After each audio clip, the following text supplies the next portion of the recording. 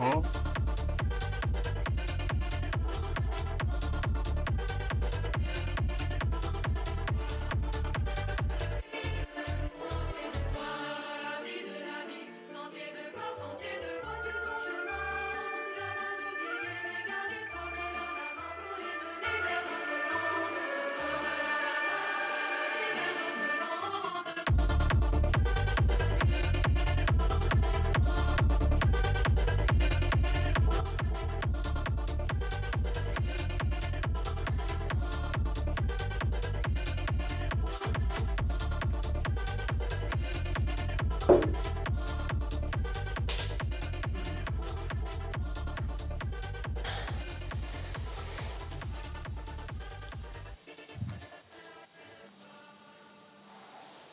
Toi, tu vas t'entraîner à fond encore une fois.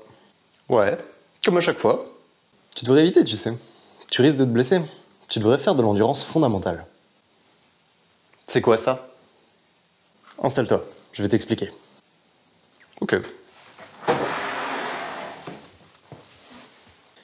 L'endurance fondamentale ou endurance aérobie, c'est le rythme que tu dois conserver pour minimiser les contraintes mécaniques sur ton corps lors de ta course à pied.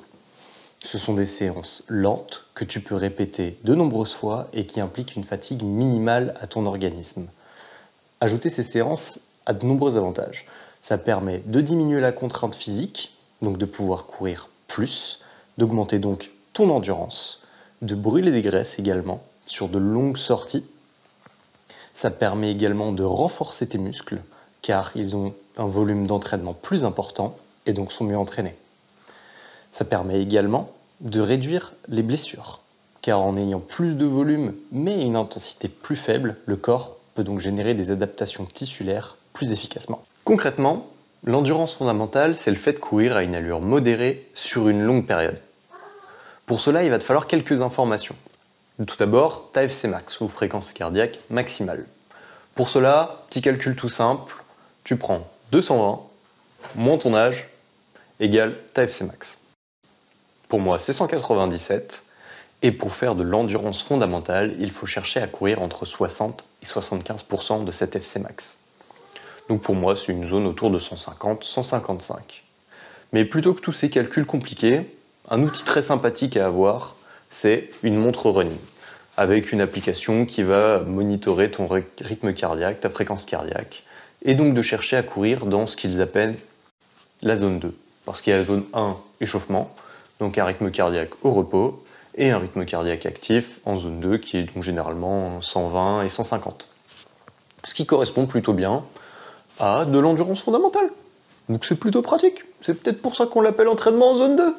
Un bon exemple de séance d'endurance fondamentale pour débuter, ça peut être de t'échauffer 10-15 minutes afin de préparer ton corps, et ensuite de passer 30 minutes dans cette fameuse zone 2 d'endurance fondamentale, ce qui peut te permettre à terme de construire du coup ton endurance cardiovasculaire, musculaire, ton endurance face à la douleur, peut-être un petit peu, des fois sur la course à pied ça peut être nécessaire. Et une fois que tu auras construit tout ça, tu peux allonger tes endurances fondamentales de 30 minutes jusqu'à 1 heure, 1 heure et demie, et après jusqu'à l'infini et au-delà. Niveau planification, moi ce que je fais, c'est que dès que j'ai une séance qui n'est pas spécifique, donc pas infractionnée ou pas une séance tempo, je mets de l'endurance fondamentale.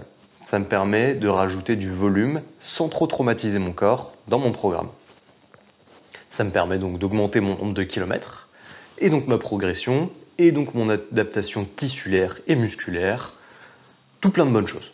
De bons indicateurs quand tu es en train de courir, que tu es en endurance fondamentale, c'est être capable de parler, pouvoir mener une discussion tranquillou, être en confort musculaire, respiratoire, tout, l'ensemble, tu es bien.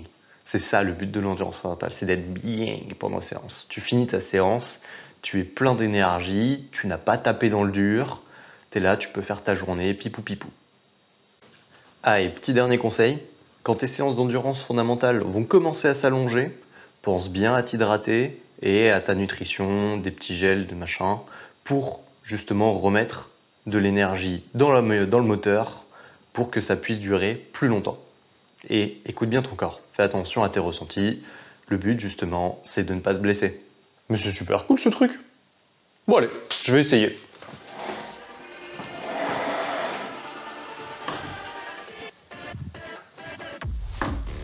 Allez, merci.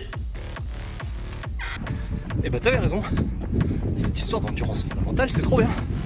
Je suis là, je peux courir, j'ai l'impression que je peux courir à l'infini.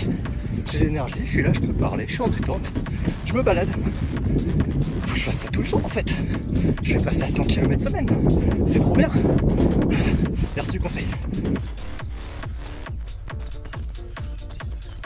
Si toi aussi tu veux courir plus, n'hésite pas à ajouter plein d'endurance fondamentale dans ton programme.